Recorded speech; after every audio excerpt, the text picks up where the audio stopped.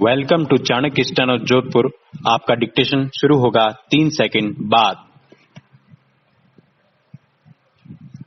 यह दुनिया इसलिए खूबसूरत है कि चारों तरफ दिखने वाले छोटे छोटे हितों और चिंताओं के दायरे में सिमटे लोगों के साथ चलने वाले समाज में अक्सर ऐसा भी कोई उठ खड़ा होता है जो अपनी जिंदगी को समाज और संसार के कल्याण के लिए झोंक देता है। विराम।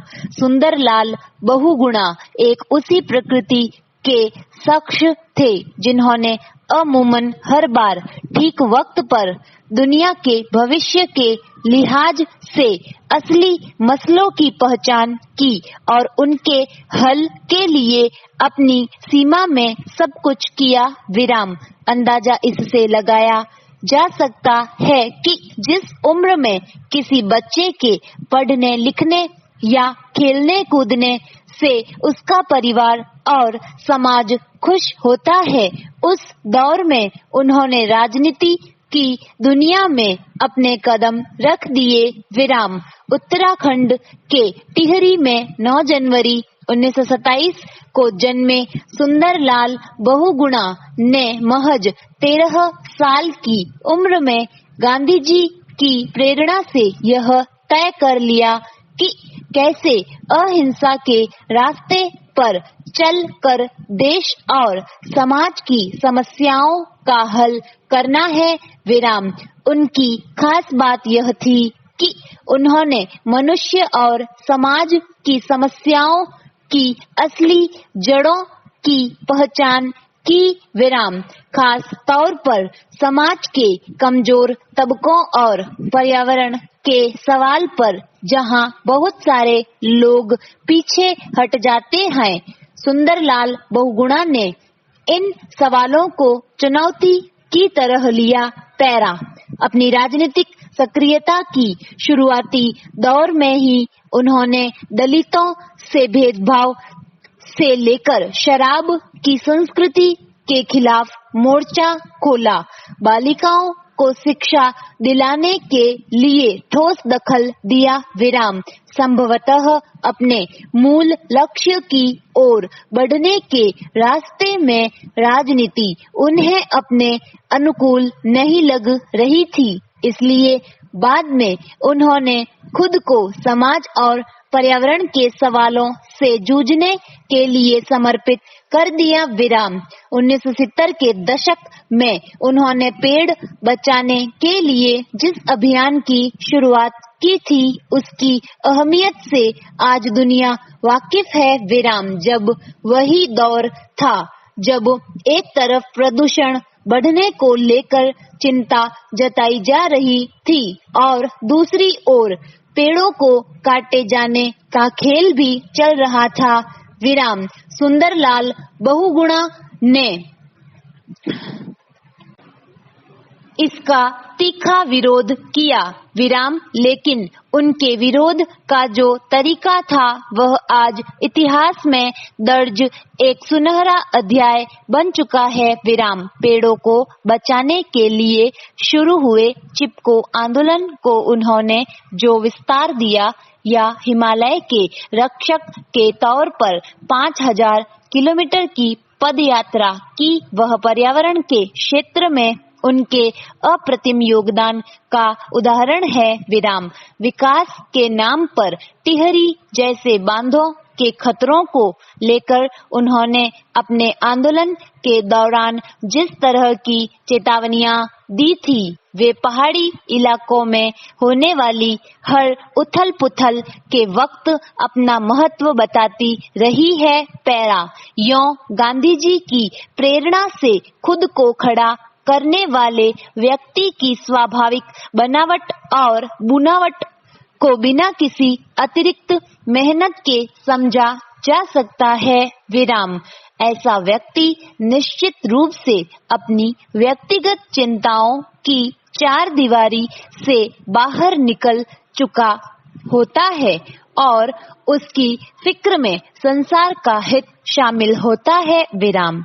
इस लिहाज से देखें तो सुंदरलाल बहुगुणा ने अपने आसपास की बदलती आबोहवा और भावी दुनिया पर पड़ने वाले उसके असर के मद्देनजर अपने जीवन का जो संघर्ष चुना वह बेशक उन्हें महान शख्सियतों की श्रेणी में ला खड़ा करता है। विराम। धरती, पहाड़ और पर्यावरण का जीवन बचाने की उनकी लड़ाई के पीछे दरअसल मनुष्य को बचाने की ही भूख थी। विराम। उन्होंने धरती की पुकार सहित कई किताबें लिखी थी और उन्हें पर्यावरण के क्षेत्र में योगदान के लिए कई बेहद अहम पुरस्कारों से नवाजा गया। विराम। मगर जब व्यक्ति खुद को दुनिया के हित के लिए अर्पित कर देता है तब वह शायद सभी पुरस्कारों से श्रेष्ठ हो जाता है। विराम। अगर सरकारों का ध्यान गांवों पर भी होता तो 1 साल का वक्त कम नहीं था। विराम। इसीलिए अहमदाबाद हाईकोर्ट ने सरकार को कोसा है। विराम। ऐसा नहीं है कि अभी भी गांवों में चिकित्सा सुविधाएं पहुंचाना कोई मुश्किल काम है। पैरा। केंद्र सरकार द्वारा बनाए गए तीनों कृषि कानूनों को लेकर कुछ किसान संगठनों का असंतोष थमने का नाम नहीं ले रहा है। विराम। प्रधानमंत्री नरेंद्र मोदी कई मौकों पर उन्हें आश्वासन दे चुके हैं कि वह उनकी सभी शंकाओं का निराकरण करने को तैयार है। विराम। इसी संबंध में कृषि मंत्री नरेंद्र तोमर का 8 पेज का किसानों के नाम पत्र काफी प्रामाणिकता के आधार पर लिखा गया है। विराम। दरअसल इस भ्रम और अविश्वास की पटकथा बहुत पुरानी है। विराम। किसान अपनी समस्याओं को लेकर पहली बार लामबंद नहीं हो रहे हैं। विराम। स्वाधीनता संग्राम में भी शोषण और उत्पीड़न के विरुद्ध कई बार मोर्चाबंदी हो चुकी है। विराम। सबसे प्रसिद्ध एवं सफल आयोजन गांधी जी के नेतृत्व में चंपारण के किसानों का था। विराम। तब नील की खेती करने वाले किसानों पर दर्जनों प्रकार के कर लगाए जाते थे। विराम। गांधी जी ने वर्षों की लड़ाई के बाद उन्हें शोषण से मुक्ति दिलाई। विराम। उनकी इस मुहिम को भारतीय इतिहास में मील का पत्थर माना जाता है। पैरा। बहरहाल ग्रामीण भारत के साथ हो रहे भेदभाव, किसानों की दुर्दशा, गांव एवं शहर के बीच पनपती असमानता, कृषि और उद्योग जगत में प्राथमिकताओं की अदला बदली आजादी के बाद भी बदस्तूर कायम रही। विराम।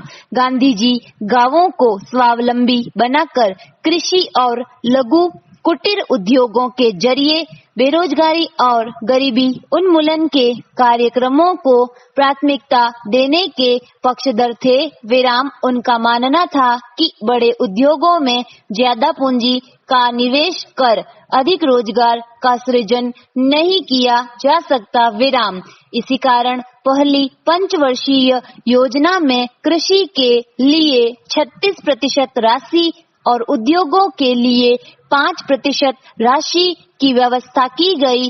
विराम। सरदार पटेल की मृत्यु के बाद ग्रामीण हितों का कोई बड़ा पक्षकार न होने के कारण दूसरी और तीसरी पंचवर्षीय योजनाओं के स्वरूप पूरी तरह बदल गए।